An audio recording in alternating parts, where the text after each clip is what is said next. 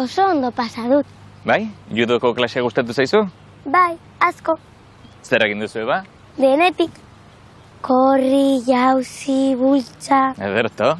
Aita, gozea. Normala. Zer dago afaltzeko? Oraindik ezer ez. Zer nahi duzu? Nik aukeratuko dut. Bai, gaur bakarrik, Ea, ba, patata tortilla. Ados? Ez, San Jakoba.